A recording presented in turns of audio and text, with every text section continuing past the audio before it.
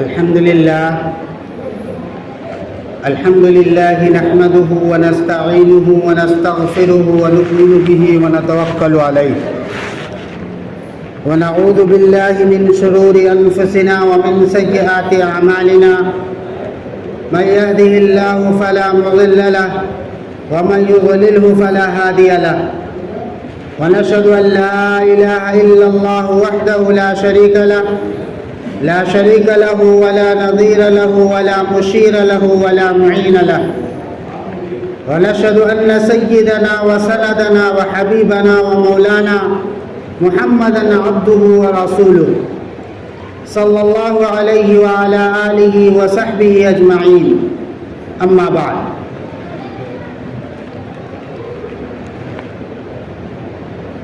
آئے دنیا میں بہت پاک مکرم بن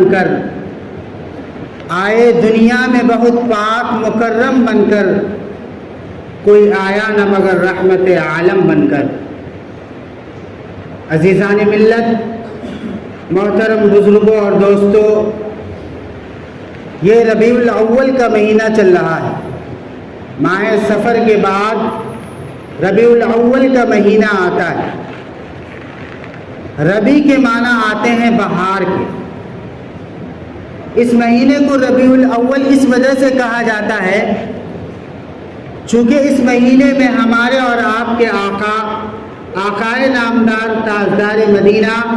عربی پاک محمد الرسول اللہ صلی اللہ علیہ وسلم تشریف لائے، اور آپ کے آنے کی وجہ سے دنیا میں بہار آئی۔ دنیا کے اندر جو کفر و شرک کی جہالت پھیلی ہوئی تھی، کفر و شرک کی وجہ سے پوری دنیا جو ایک گھٹن محسوس کر رہی تھی، اور وہ جہالت کا دورہ تھا۔ ایسی حالت کے اندر حضور صلی اللہ علیہ وسلم کا آنا یہ بہار سے کم نہیں۔ جب موسم بہار آتا ہے، بہار کا موسم آتا ہے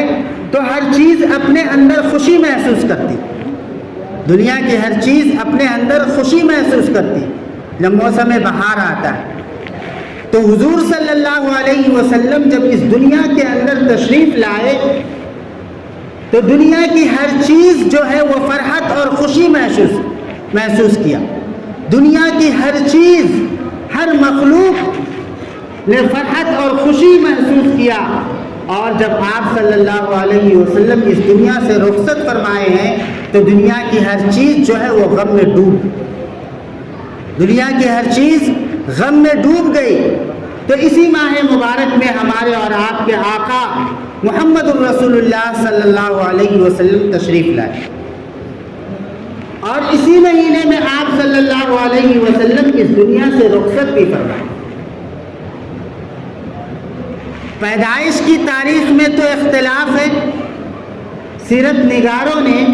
اور مورخین نے پیدائش کی تاریخ میں اختلاف کے ساتھ لکھا ہے کہ آپ صلی اللہ علیہ وسلم کی پیدائش بعض حضرات نے 8 ربیع الاول، بعض نے 9 ربیع الاول اور بعض نے 12 ربیع الاول لکھا ہے کہ آپ صلی اللہ علیہ وسلم ان تاریخوں میں سے کسی تاریخ میں پیدا ہوئے۔ تو پیدائش کی تاریخ میں اور پیدائش کے دن میں تو اختلاف ہے، لیکن مہینے میں کسی کا اختلاف نہیں۔ اسی ماہ مبارک میں اللہ کے نبی صلی اللہ علیہ وسلم دنیا میں تشریف لائے، لیکن تاریخ کے اندر اختلاف ہے کہ آپ کس تاریخ میں پیدا ہوئے۔ زیادہ مشہور قول 12 ربیع الاول کا ہے جو ہمارے درمیان مشہور ہے، لیکن حتمی طور پر اور یقینی طور پر ہم اور آپ یہ نہیں کہہ سکتے کہ حضور صلی اللہ علیہ وسلم 12 ربیع الاول ہی کو پیدا ہوئے اور آپ کی ولادت مبارکہ جو ہے وہ 12 ربیع الاول ہی کو، یقینی طور پر نہیں کہہ سکتے، اس لیے کہ مورخین نے اور سیرت نگاروں نے مختلف تاریخیں لکھی ہیں، لیکن وفات کے بارے میں ایک تاریخ متعین ہے کہ 12 ربیع الاول کو آپ صلی اللہ علیہ وسلم اس دنیا سے رخصت فرمائے، اور مہینہ جو ہے وہ ربیع الاول کا تھا۔ تو آپ صلی اللہ علیہ وسلم کی ولادت مبارکہ بھی اسی مہینے میں ہوئی، اور آپ صلی اللہ علیہ وسلم اس دنیا سے تشریف بھی لے گئے اسی مہینے، اور آپ صلی اللہ علیہ وسلم کی ولادت جو ہے وہ تمام مخلوقات کے لیے گویا کہ موسم بہار کی حیثیت رکھتا ہے، کہ آپ کے آنے کے بعد دنیا کی ہر چیز کے اندر تبدیلی آ گئی، انسانوں کے اندر تبدیلی آئی۔ وہ انسان جو ہر قسم کی برائیوں میں پھنسے ہوئے تھے، ہر بری عادتیں ان کے اندر موجود تھی، نبی کریم صلی اللہ علیہ وسلم دنیا کے اندر تشریف لائے، اور آپ صلی اللہ علیہ وسلم کی تعلیمات آئی اور لوگوں نے اس پر عمل کیا، تو لوگوں کی زندگیاں جو ہے وہ بدل گئی۔ خود نہ تھے جو راہ پر اوروں کے ہادی بن گئے، خود نہ تھے جو راہ پر اوروں کے ہادی بن گئے، کیا نظر تھی جس نے مردوں کو مسیحا کر دیا، کیا نظر تھی جس نے مردوں کو مسیحا کر دیا۔ خود راہ پر نہیں تھے، خود بگڑے ہوئے تھے، خود کے اندر لاکھوں برائیاں تھیں، لیکن نبی کریم صلی اللہ علیہ وسلم کی تعلیمات آئی اور آپ کے دامن کو، حضور صلی اللہ علیہ وسلم کے دامن کو صحابہ کرام نے تھاما ہے، اور اس کے بعد ان کی زندگی کے اندر جو تبدیلی آئی ہے، تو اللہ کے نبی صلی اللہ علیہ وسلم کی زبان مبارک سے یہ ارشاد نکلا، اولئک هم المفلحون، وہی لوگ کامیاب، رضی اللہ عنہم ورضوا عنہ، اللہ ان سے راضی ہو گیا، وہ اللہ سے راضی ہو۔ تو میرے محترم بزرگ اور دوستو، حضور صلی اللہ علیہ وسلم کی آمد اور حضور صلی اللہ علیہ وسلم کی ذات تمام عالموں کے لیے رحمت ہے، وما ارسلناک الا رحمتا للعالمین، ہم نے آپ کو تمام کائنات کے لیے، تمام دنیا کے لیے رحمت بنا کر کے بھیجا۔ اور اللہ تعالیٰ نے ارشاد فرمایا، لقد من اللہ علی المؤمنین اذ بعث فیہم رسولا من انفسہم یتلو علیہم آیاتہم ویزکیہم ویعلمہم الکتاب والحکمۃ وإن كانوا من قبل لفی ضلال مبین۔ اللہ تبارک و تعالیٰ نے قرآن کریم میں ارشاد فرمایا کہ ہم نے ایمان والوں پر احسان کیا کہ انہی میں سے ان کا ایک رسول جو ہے وہ بھیجا، وہ رسول قرآن کریم کی آیات سناتا ہے، پڑھ کر کے سناتا ہے، اور لوگوں کو پاک صاف کرتا ہے، اور حکمت کی بات اور کتاب کی بات سکھلاتا ہے۔ وَإِن كَانُوا مِن قَبْلُ لَفِي ضَلَالٍ مُبِينٍ، اور اس سے پہلے وہ لوگ کھلی ہوئی گمراہی میں تھے، لیکن اللہ کے نبی صلی اللہ علیہ وسلم دنیا کے اندر تشریف لائے، اللہ تعالیٰ کی آیتوں کو پڑھ کر کے سنایا، ان کو پاک صاف کیا، کفر و شرک کی گندگی سے پاک و صاف کیا، ان کو حکمت کی باتیں بتلائی، تو پھر ان کی دنیا اور ان کی زندگی جو ہے وہ بالکل بدل گئی۔ اور اللہ تبارک و تعالیٰ نے قرآن کریم میں ارشاد فرمایا، لقد كان لكم في رسول الله اسوة حسنہ، کہ رسول اللہ صلی اللہ علیہ وسلم کی زندگی میں تمہارے لیے بہترین نمونہ، ایمان والوں کے لیے اللہ کے رسول صلی اللہ علیہ وسلم کی زندگی میں بہترین نمونہ۔ حضور صلی اللہ علیہ وسلم کی زندگی کو دیکھ کر کے ہم لوگوں کو ویسی ہی زندگی گزارنے کی فکر کرنی چاہیے۔ نبی کریم صلی اللہ علیہ وسلم کی زندگی کا ایک واقعہ حضرت انس رضی اللہ عنہ روایت کرتے ہیں، حضرت انس رضی اللہ عنہ روایت کرتے ہیں کہ ایک مرتبہ ہم لوگ سفر میں جا رہے تھے، نبی کریم صلی اللہ علیہ وسلم بھی ساتھ تھے، آپ صلی اللہ علیہ وسلم کی گردن میں ایک چادر جو ہے وہ لٹکی ہوئی، ایک دیہاتی شخص، دیہات کا رہنے والا وہ شخص آیا اور حضور صلی اللہ علیہ وسلم کی گردن میں جو چادر لٹکی ہوئی تھی اس چادر کو زور سے کھینچا، اور اس زور سے کھینچنے کی وجہ سے آپ صلی اللہ علیہ وسلم کی گردن مبارک پر اس چادر کے نشانات بھی آ گئے۔ تو وہ صحابی رسول حضرت انس رضی اللہ عنہ کہتے ہیں کہ وہ دیہاتی جو ہے حضور صلی اللہ علیہ وسلم کے گردن میں جو چادر مبارک تھی اس کو زور سے کھینچا، اور کھینچنے کے بعد اور کھینچنے کے بعد حضور صلی اللہ علیہ وسلم سے کہا کہ جو مال تم کو اللہ نے دیا ہے اس مال میں سے مجھے دو۔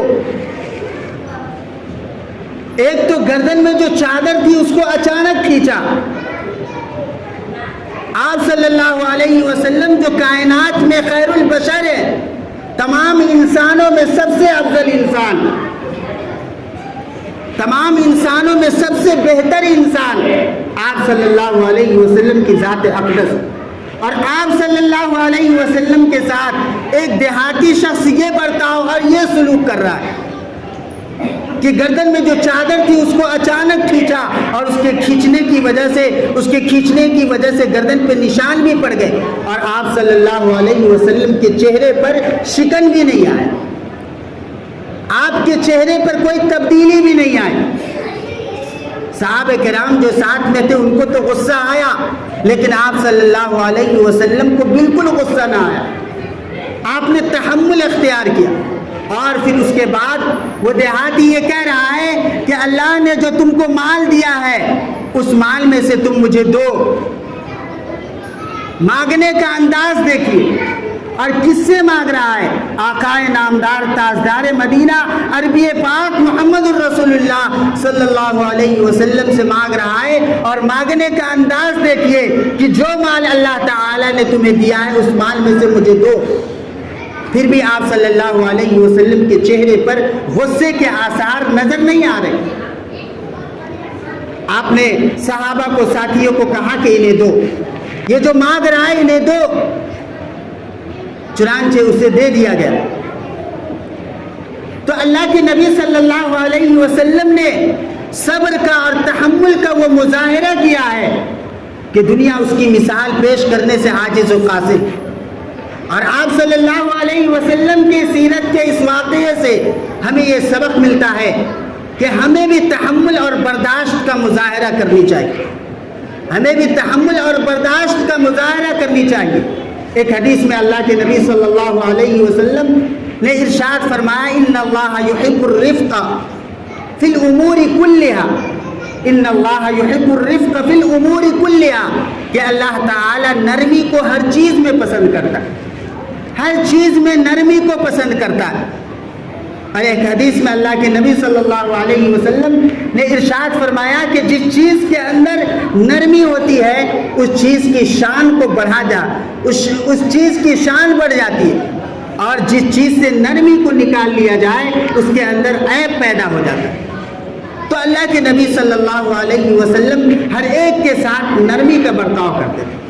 ہر ایک کے ساتھ اچھے اخلاق کے ساتھ پیش آتے تھے۔ اسی لیے تو قرآن کریم نے ارشاد فرمایا، قرآن کریم میں اللہ تعالیٰ نے ارشاد فرمایا انک لعلی خلق عظیم، کہ اے نبی آپ اخلاق کے اعلیٰ درجے پر فائز ہیں۔ آپ کو جو اخلاق ملا وہ اخلاق کسی کو نہیں ملا۔ اور حضرت انس رضی اللہ عنہ کا واقعہ ہے، وہ اپنا ذاتی واقعہ سناتے ہیں کہ حضور صلی اللہ علیہ وسلم اکثر و بیشتر روزہ رکھا کرتے تھے۔ حضور صلی اللہ علیہ وسلم اکثر و بیشتر روزہ رکھا کرتے تھے، اور رات میں کھانے کو جو میسر ہوتا تھا وہ کھا لیتے تھے۔ چنانچہ آپ کا معمول تھا کہ ایک گلاس دودھ جو ہے وہ روزانہ آپ پیتے تھے،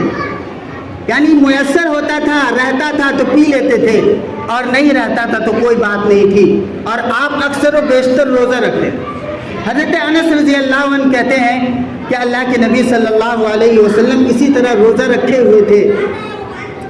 اور آپ صلی اللہ علیہ وسلم کہیں چلے گئے، سفر میں کسی کے ساتھ، صحابہ کے ساتھ چلے گئے، اور رات میں واپس نہیں ہوئے۔ تو میں یہ سوچا کہ حضور صلی اللہ علیہ وسلم کے لیے جو ایک گلاس دودھ رکھا ہوں، شاید کہ آپ صلی اللہ علیہ وسلم اب واپس نہیں لوٹیں گے، اور آپ صلی اللہ علیہ وسلم کو کسی نے کھلا پلا دیا ہوگا۔ آپ دن بھر روزہ تھے اور صحابہ کے ساتھ کہیں نکلے ہوئے تھے، تو حضرت انس رضی اللہ عنہ نے یہ سمجھا کہ ہو سکتا ہے کہ حضور صلی اللہ علیہ وسلم کو کسی نے کچھ کھلا پلا دیا ہوگا،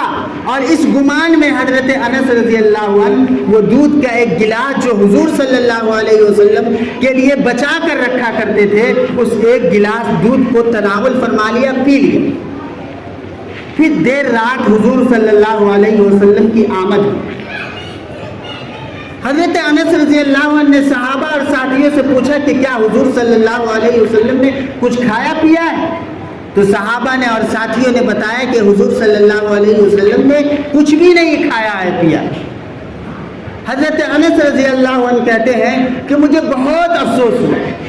مجھے بہت زیادہ افسوس ہوا، اور چونکہ میں غلام تھا، بچہ تھا، اور میں آپ صلی اللہ علیہ وسلم کی خدمت پر مامور تھا، خدمت میں لگا ہوا تھا،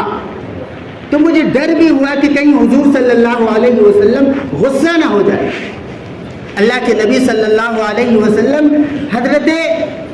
انس رضی اللہ عنہ کی اس بات کو بھانپ گئے، سمجھ گئے کہ میں نہیں آیا ہوں، تو حضرت انس نے میرے حصے کا جو دودھ تھا وہ خود وہ پی لیے ہیں، اور انہیں ڈر بھی محسوس ہو رہا ہے، اس بات کو بھانپ گئے، اور آپ صلی اللہ علیہ وسلم نے اس کا تذکرہ تک نہیں کیا، اور پوری زندگی اس کا تذکرہ نہیں کیا کہ انس میرے حصے کا جو دودھ تھا وہ تم نے کیوں پی لیا۔ یہ حضور صلی اللہ علیہ وسلم کے اخلاق، ہم اسی کے امتی ہیں، ہم اسی کے ماننے والے ہیں، ہم اسی کا کلمہ پڑھنے والے ہیں، اس کے باوجود ہم سب اپنی زندگی کو دیکھیں، اپنے اپنے گریبان میں جھانک کر کے دیکھیں کہ ہماری زندگی کس طریقے سے گزر رہی ہے۔ حضرت انس رضی اللہ عنہ کہتے ہیں کہ میں 10 سال حضور صلی اللہ علیہ وسلم کی خدمت میں تھا، 10 سال، اور کبھی بھی آپ صلی اللہ علیہ وسلم نے یہ نہیں کہا کہ اے انس تم نے یہ کام کیوں کیا، اے انس یہ کام تم نے کیوں نہیں کیا۔ 10 سال کی زندگی میں آپ کی مرضی کے مطابق بھی بہت سارے کام میں نے کیے، اور آپ کی مرضی کے خلاف بھی میں نے بہت سارے کام کیے، لیکن آپ صلی اللہ علیہ وسلم نے کبھی یہ نہیں کہا کہ اے انس یہ کام تم نے کیوں کیا، اور اے انس یہ کام تم نے کیوں نہیں کیا۔ یہ حضور صلی اللہ علیہ وسلم کے اخلاق۔ ربیع الاول کا مہینہ چل رہا ہے، ہم لوگ حضور صلی اللہ علیہ وسلم کے امتی کہلاتے ہیں۔ بتائیے 60-70 سال کی زندگی گزر جاتی ہے، کیا کبھی سیرت کی کوئی کتاب ہم پڑھتے ہیں؟ نبی کریم صلی اللہ علیہ وسلم کی سیرت کو پڑھتے ہیں؟ اگر ہم نہیں پڑھیں گے سیرت کی کتابوں کو تو ہم لوگوں کو کیسے بتائیں گے کہ ہمارے نبی صلی اللہ علیہ وسلم ایسے تھے، ان کے اخلاق ایسے تھے؟ ہر مسلمان کو یہ ضروری ہے کہ وہ سیرت کی کتاب کم سے کم ربیع الاول کے مہینے میں تو سیرت کی کتاب کا ایک مطالعہ کرے، تاکہ آپ کی سیرت کا اندازہ ہو۔ افسوس کی بات ہے 60-70 سال کی زندگی گزر جاتی ہے، ہم قرآن کریم کا ترجمہ تک نہیں پڑھتے، قرآن کریم کا ترجمہ تک نہیں پڑھتے، یہ نہیں جانتے کہ قرآن کریم میں اللہ تعالیٰ نے ہم ایمان والوں سے کیا کہا ہے، کیا مطالبہ کیا۔ نبی کریم صلی اللہ علیہ وسلم کی سیرت پر کوئی کتاب نہیں پڑھتے کہ آپ کے اخلاق اور آپ کی زندگی کا ہمیں پتہ چلے اور ہم دوسرے لوگوں کو بتا سکیں کہ ہمارے نبی صلی اللہ علیہ وسلم ایسے تھے اور ان کے اخلاق جو ہے وہ ایسے تھے۔ نبی کریم صلی اللہ علیہ وسلم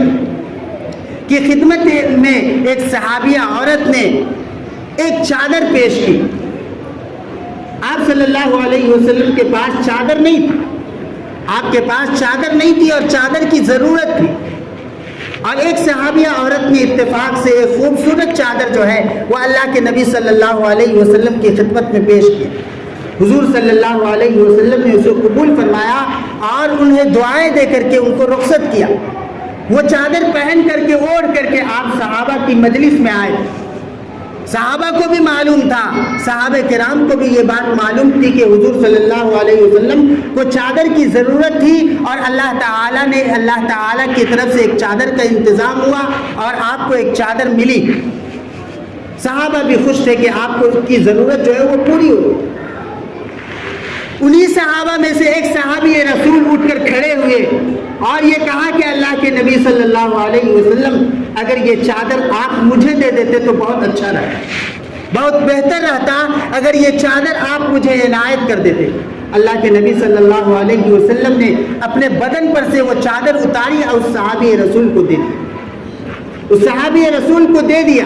دیگر صحابہ کو برا بھی لگا کہ اللہ کے نبی صلی اللہ علیہ وسلم کو چادر کی سخت ضرورت تھی، اور اللہ کے نبی صلی اللہ علیہ وسلم کو ایک صحابیہ عورت نے ہدیہ کیا تھا اور آپ کو ضرورت تھی، اس کے باوجود اس شخص نے اور اس صحابی رسول نے چادر کو مانگ لی۔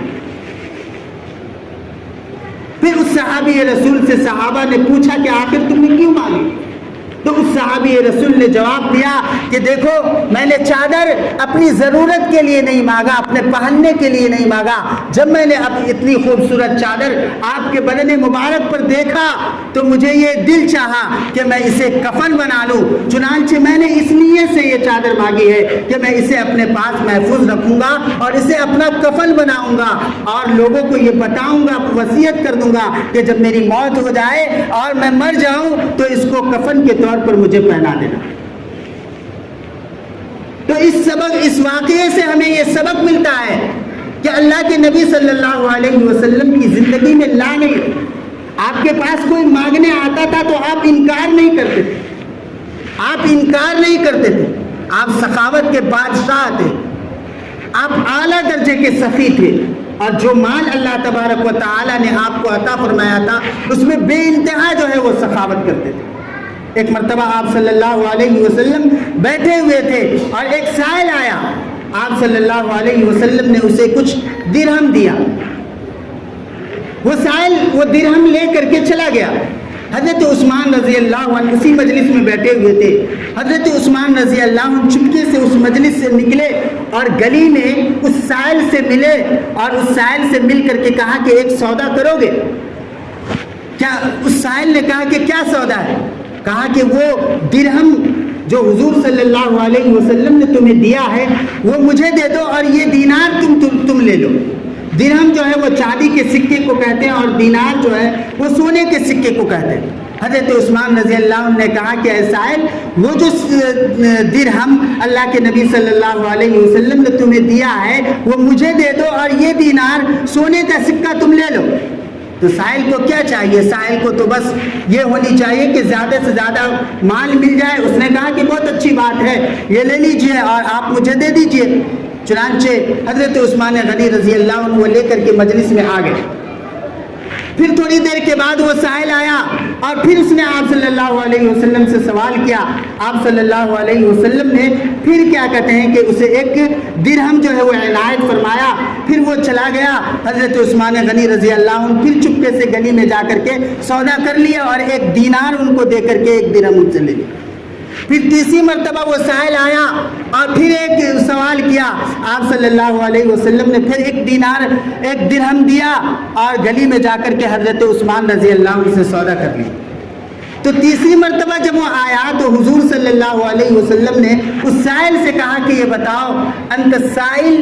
تم سائل ہو ام التاجر، یا تاجر ہو؟ تم سائل ہو یا تاجر ہو؟ تم سوال کرنے والے ہو یا تاجر ہو؟ میں تمہیں دے رہا ہوں اور تم گلی میں جا کر کے تم اسے بدل کر کے پھر تم میرے پاس آ جاتے ہو۔ تو آپ صلی اللہ علیہ وسلم نے اسے کچھ بھی نہیں کہا، آپ غصہ بھی نہیں ہوئے، بس ایک جملہ یہ کہا کہ تم سائل ہو یا تاجر۔ اور حضرت عثمان غنی رضی اللہ عنہ جو اس سے اپنا سکہ بدلتے تھے وہ اس وجہ سے کہ چونکہ صحابہ کرام حضور صلی اللہ علیہ وسلم کی محبت میں بالکل، حضور کی محبت ان کے دلوں میں رچ بس گئی تھی اور ہر چیز سے محبت کرتے تھے، وہ اس وجہ سے بدل لیتے تھے کہ اس سکے پر حضور صلی اللہ علیہ وسلم کا دست مبارک لگا ہوا ہے، اور وہ دست مبارک لگا ہوا ہے، لہذا وہ میرے لیے برکت کی چیز ہے، اور اس کو اپنے پاس رکھ لیتے تھے، اس کے بدلے میں سونے کا سکہ دے دیتے۔ تو میرے محترم بزرگوں اور دوستو، اللہ تعالی ہم سب کو حضور صلی اللہ علیہ وسلم کے بہترین طریقے پر عمل کرنے کی توفیق عنایت فرمائے اور کہنے سننے سے زیادہ عمل کی توفیق دے، آمین۔ وآخر دعوانا الحمد للہ رب العالمین۔